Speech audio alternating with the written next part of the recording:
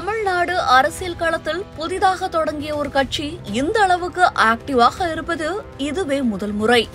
கட்சி தொடங்குவதாக அறிவித்த பிறகு முதல் மாநாடு, அதையொட்டி கட்சியின் கொடி அறிமுகம், கொள்கை தலைவர்கள் அறிமுகம் என அடுத்த வேளைகளில் தீவிரம் காட்டியது விஜயின் தாவேக.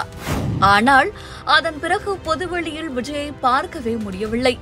தலைவர்களின் பிறந்தநாள், நினைவு நாள்களில் அவர்கள் குறித்து எக்ஸ் தளத்தில் பதிவிட்டு வீட்டு வாசலில் ஒரு புகைப்படத்தை வைத்து மாலை அணிவிப்பதோடு சரி, வேற எந்த நடவடிக்கையிலும் இறங்காமல் இருந்தது தாவேக. இதனால் பனையூர் பண்ணையார் என விமர்சனங்கள் எழுந்தன. இது எல்லாம் விஜய் பெரிதாக எடுத்துக்கொண்டதாக தெரியவில்லை. தன்னுடைய செயல்பாட்டையும் நிறுத்தவில்லை. தற்போது கட்சி தொடங்கி 2வது ஆண்டு தொடக்க நாள் விழா கொண்டாடியதை அடுத்து மீண்டும் ஒரு பாய்ச்சல் எடுக்க தொடங்கியிருக்கிறது.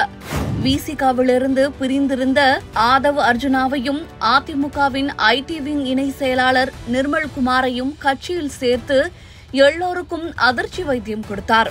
இதேபோல இன்னும் பல்வேறு மாற்றுக் கட்சியினர் தாவேகாவுக்கு படையெடுப்பார்கள். அதிலும் அதிமுக, திமுக உள்ளிட்ட முக்கிய கட்சியிலிருந்து முக்கிய நிர்வாகிகள், முன்னாள் அமைச்சர்கள், முன்னாள் சட்டமன்ற, நாடாளுமன்ற உறுப்பினர்கள் பலரும் தாவேகாவில் இணைய உள்ளனர் என்கிறார்கள். அடுத்து மாவட்ட செயலாளர்கள் நியமனத்திலும் கவனம் செலுத்தினார்.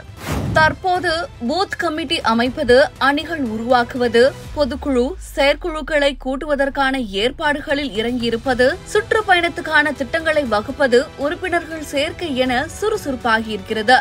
கட்சியின் கொடியில் உள்ள நட்சத்திரங்களின் எண்ணிக்கைக்கேற்ப 28 அணிகள் உருவாக்க திட்டமிடப்பட்டது. அதையொட்டி ஏற்கனவே 19 அணிகள் அறிவிக்கப்பட்டுள்ள நிலையில் சமீபத்தில் தேர்தல் வியூக ஆலோசகர் பிரசாந்த் கிஷோருடன் விஜய், ஆதவ் அர்ஜுனா, கட்சியின் பொதுச் செயலாளர் ஆனந்த் சந்தித்த நிலையில் புதிதாக 9 அணிகள் உருவாக்கப்பட்டதாக பட்டியல் வெளியானது. இதில் குழந்தைகள் அணி இருந்தது தொடர்பாகவும், திருநர் அணி தொடர்பாகவும் சர்ச்சைகள் எழுந்தன.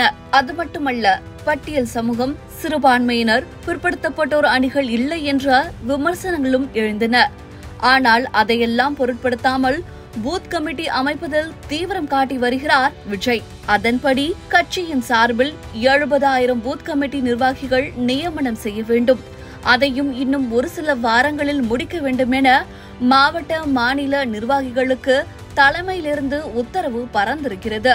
இதற்கு அடுத்த கட்டமாக பொதுக்குழு, செயற்குழுவை நடத்தவும், அதையும் பிப்ரவரி 26ஆம் தேதி நடத்தவும் திட்டமிட்டிருக்கிறதாம் தாவேக. இதையொட்டி தமிழ்நாடு முழுவதும் விஜய் சுற்றுப்பயணம் செய்வதற்கான ஏற்பாடுகளையும் மேற்கொண்டு வருகிறார்கள். அதுவும் மார்ச் மாதத்திலேயே தொடங்கும் என்கிறார்கள்.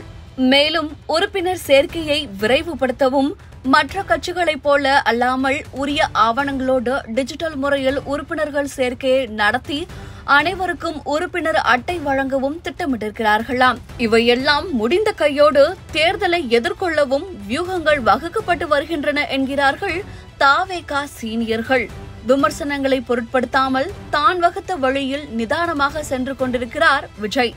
அதன் விளைவுகள் களத்திலும் பிரதிபலிக்க தொடங்கியிருக்கிறது. கூட்டணியோ தனித்தோ 2026 சட்டமன்ற தேர்தலில் மிகப்பெரிய அரசியல் சக்தியாக உருவெடுக்க வேண்டுமென விஜய் ஓடத் தொடங்கியிருக்கிறார். அதற்கான முன்னெடுப்புகள் சிறப்பாகவே இருக்கின்றன. விடையை காலம்தான் சொல்ல வேண்டும்.